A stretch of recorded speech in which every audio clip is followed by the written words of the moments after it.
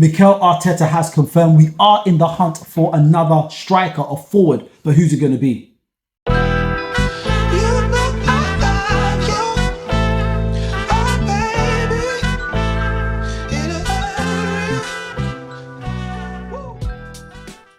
What's good, guys? Welcome back to All About Arsenal. If you're a first-time Gooner, you're welcome to my channel. If you are a returning Gooner, you are also welcome once again. If you're first time, hit that like button and subscribe, and I'll be bringing you quality content. Let's go into it. So, good day for the Gooners yesterday because we did what we're supposed to do to Spurs. They came to the Emirates and we beat them. It could have been a spanking because according to what Declan Rice said, if you listen to the interviews after the match, it could have been easily 5, and I do agree. We just were not putting away our chances. A similar feat we saw at Manchester United. So let's go into the news. As we know, we've already signed Martin Zubimendi from Real Sociedad, and that was Machiavellian, that was under the radar. I do believe that Mikel Arteta has actually read that book, The Art of War by Sun Tzu, because no one saw this coming.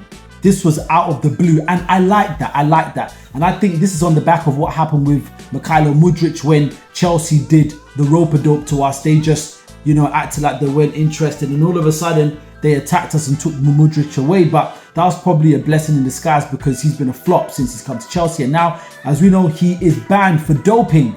Naughty boy.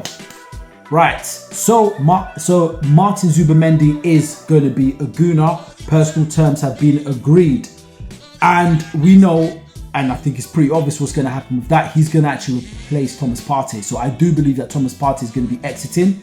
So, and I think that's a wonderful upgrade, as in Martin Zubimendi. If you look at my screen, he's 25 years old. He can play as a defensive midfielder and central midfielder. From what I can assume, he's going to really step into that number 6 role. He's going to own that role, which is going to give more of an opportunity for Declan Rice to play as a number 8. And that only just leaves me to mention what happens with Mikel Merino, because he's just been surplus at the moment. Perhaps he needs a little bit more time to settle in, or perhaps the Premier League is just not the league for him. Anyway, let's get out of the way with Zubimendi. Let's get into a striker. Yesterday, Declan Rice made a very, very good observation, and he played well. And I think that's what happens when it's the North London derby. Everybody steps up because they have to. It's Spurs. We don't like them.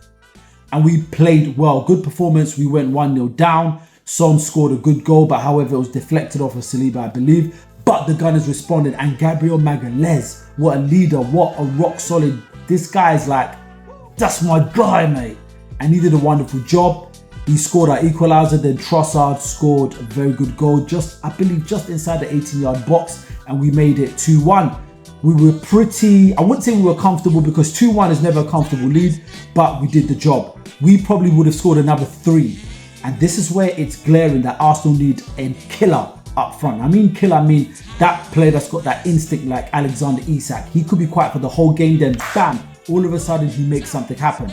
There are 2 options in the list, and I'm about to do a comparison today. So news has been reporting that we are looking at Dusan Vlahovic once again. He plays for Juventus. I'll go into him a bit.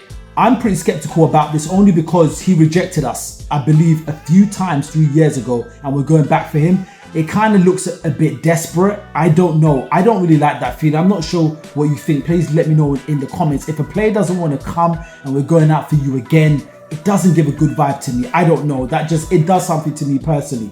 But hey, it is what it is. And the other player which I absolutely love, and I think he should be the one we go for, Victor Gyokeres. But let me go into the comparisons and let's get into it.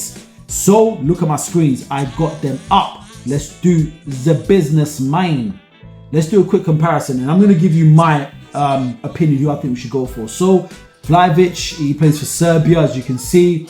He is currently 24 years old, natural centre forward, 190 centimetres. Victor Gyokeres, 26 years old, Swedish international centre forward, pretty much the same height as Dusan Vlahovic, and I believe 189, 190. That's about 6'3", I think. 6'2", I think, yeah, because 6 foot is about 180, 181. So these guys are about 6'2", 6'2 and a half. So these are tall guys, and you need these type of players who are going to be an attacking threat in the box.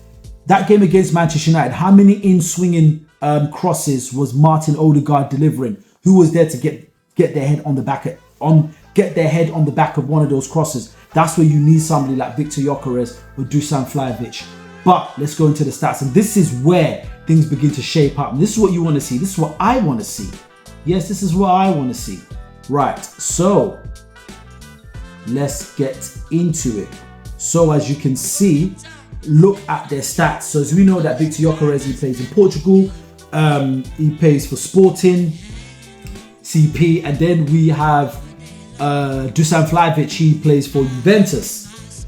Now, appearances 17 for Gyokeres and 16 for Vlahovic, right?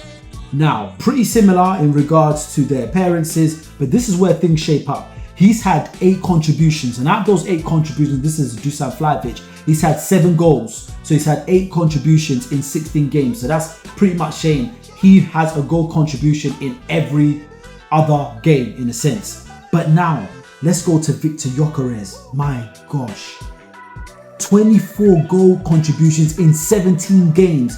This man has scored 21 goals already. My gosh. He's got 50% goal participation compared to 25% with Dusan Vlahovic. He plays almost all the minutes when he comes on. He starts all the time. With Vlahovic, you can see 80%. I'm not sure that could be due to injury or it could have been a tactical move from the coach as well. But you can see on paper, this looks absolutely staggering from Viktor Gyokeres. And you would say straight away, let's go for Gyokeres, and I would agree. However, one of the things you have to consider are the leagues. The Portuguese league is not very, very competitive. I know main clubs is just, isn't it, Benfica, Porto, isn't it? Benfica, Porto and Sporting. Those, and I don't believe after them there's much competition.